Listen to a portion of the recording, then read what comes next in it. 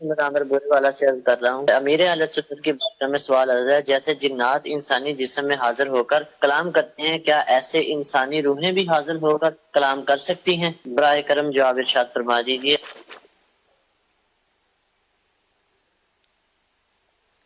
جن انسان کے جسم میں حلول نہیں کر سکتا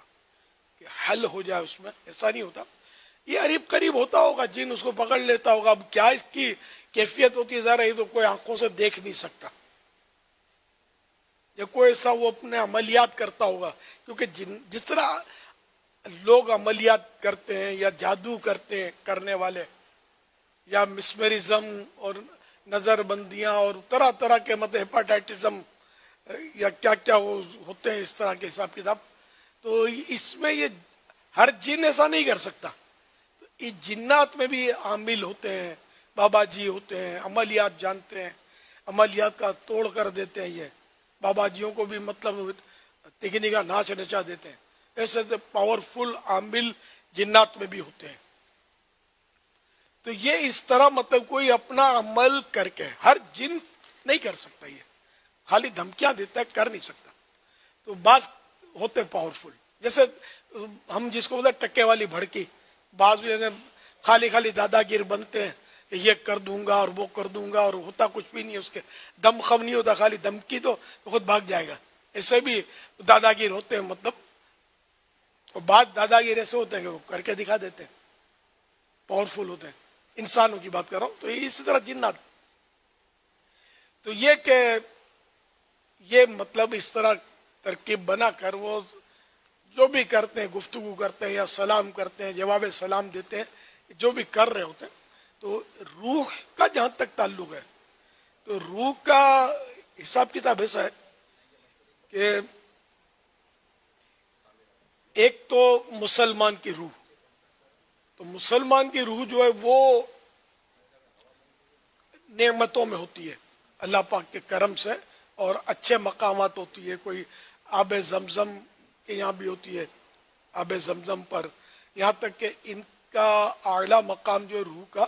وہ اعلیٰ علیین یا انبیاء کرام علیہ السلام کی ارواح مبارکہ ہوتی ہیں۔ وہاں اللہ پاک جن اپنے نیک بندوں کو چاہتا ہے، ان کی ارواح کو بھی مقام عطا فرماتا ہے وہاں رہنے کا۔ تو یہ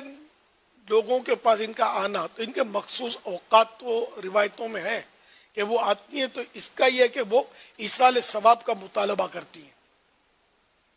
ہم کو کچھ خیرات کر کے، صدقہ کر کے ہم کو ثواب پہنچاؤ۔ تو یہ اتنا تو حدیثوں میں پڑھا ہے۔ اب یہ کہ وہ آ کر بات چیت کرتی ہیں، دعا سلام کرتی ہیں، اور کوئی اس طرح کا مجھے یاد نہیں پڑتا کہ اس طرح کی کوئی روایت میں نے پڑھی ہو کہ روحیں اس طرح آ کر وہ ملاقاتیں کرتی ہوں اپنے گھر کے افراد سے۔ رہی غیر مسلم کی روح، تو غیر مسلم کی روح تو آ ہی نہیں سکتی،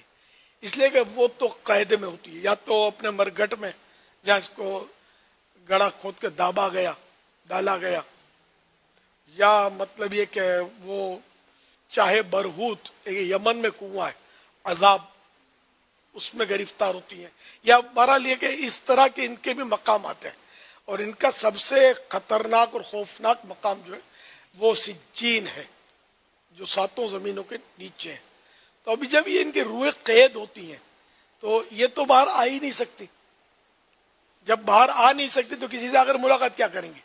خود عذاب میں، آگ میں، سانپوں میں، بچھوؤں میں۔ اب وہ عذاب کی جو بھی کیفیت ہے اللہ پاک جانتا ہے، وہ عذاب میں ہے۔ اب یہ بابا جی بولتے ہیں بھٹکتی روح،